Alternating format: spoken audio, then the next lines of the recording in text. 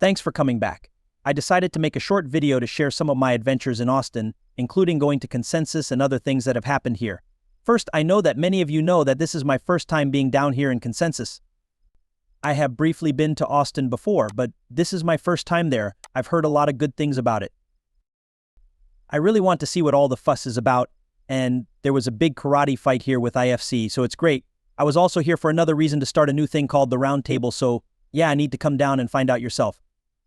Pretty good, kind of what I expected. It goes without saying that I went to Paris for Pair Blockchain Week and Dubai for Token 2049. Consensus is more normal because it's in Austin, Texas in the United States. It's like any other city. This city didn't seem to have any differences. It was agreed upon that the Austin Convention Center downtown was a pretty big place. When I first walked in, and there was a check-in area and other things, but once you got inside, the meeting halls were pretty big.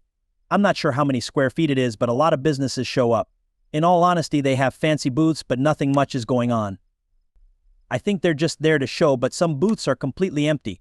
There was no one there, and I was told that. There is more agreement this year than there was last year, so it wasn't nearly as busy as 24. There were a lot of people there, but not as many as at, say, the Bitcoin meeting. From last year, I remember that it was a lot bigger.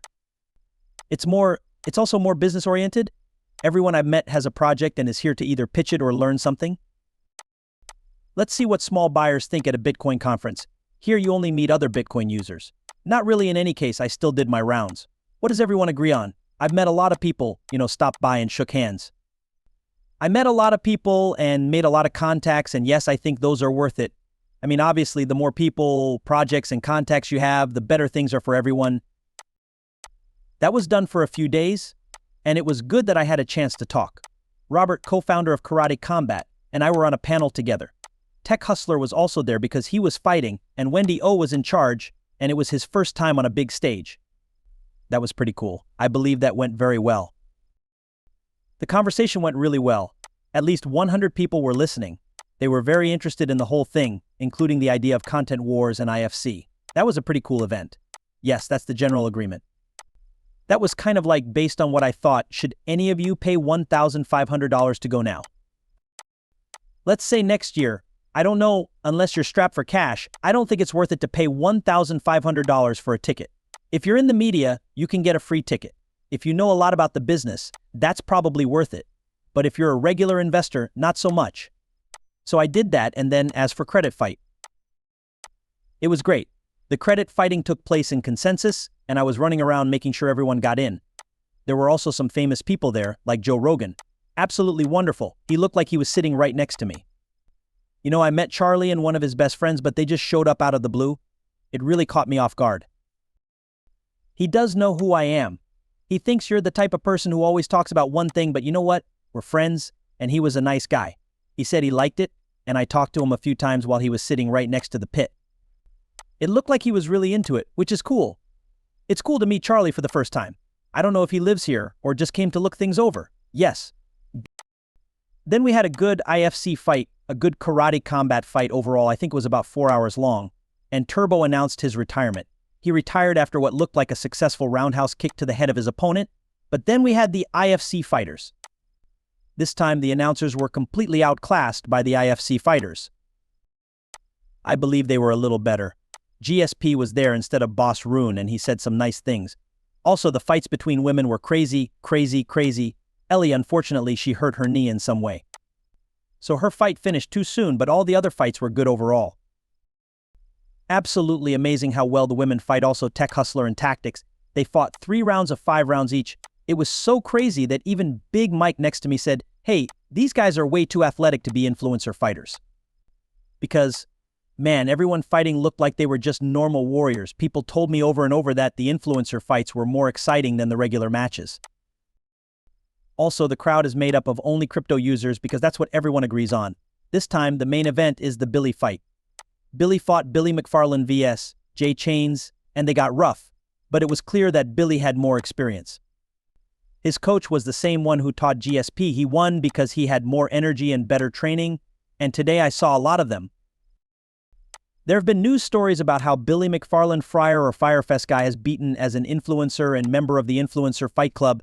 It was kind of cool to get national press with a fight. But all in all, I was told that this did very well. Crowd of Combat is very happy with how far the fight went and how much attention it got. Many people are also trying to host the next Crowd of Combat fight, so I think everything is really good. In any case, that was a good time. You know, we had a few other things happen during the fight. Mario called out and ran. He scolded him hard. Did Ran already say he wasn't going to fight Mario? That would be a crazy fight. We also filmed a few other things that you will see. That's Bill getting ready for the next few IFC fights, so I'm also looking forward to those. Yes, but that's pretty much it. That was my week.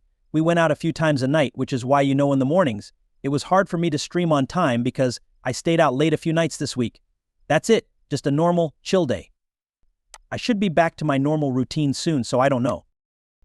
That's all I have to say about Bitcoin and crypto. Not much has changed since this morning, I can tell by the comments. Some people are giving up. I see a lot of people who say things like, "You sound like a broken clock, you keep saying it's going to go up, but nothing's moving," and so on. Again, you see these kinds of comments every time Bitcoin takes a small drop. When it comes to Bitcoin and other cryptocurrencies, you need to be very patient. If Bitcoin is still at 67, 68,000, how can anyone be down? I can't say this enough. Months ago, we were still early this year. A few months ago, it was still in the 30s and 40s. Okay, many times we've broken all-time highs. It's fine for Bitcoin to get stronger. It is okay if it goes in the wrong direction. It doesn't mean the bull run is over. Some of the comments I see are really annoying. I'm trying to push people to stay positive and hold on to DCA. But there are so many people who say, well, you know this, I'm not going up anymore, we're ready to reach the top. We're going to 30,000. Blockchain is a scam. Bitcoin is not real. There have been a lot of bad comments, but I hope that most of you are not one of those people. Stay focused and have courage. DCA, that is all there is to it. That is all there is to it. Okay, guys, that's all for this video. If you liked it, please subscribe to my channel. I'll see you all soon. Goodbye. Thanks for subscribing to my station. Have a nice day. Goodbye.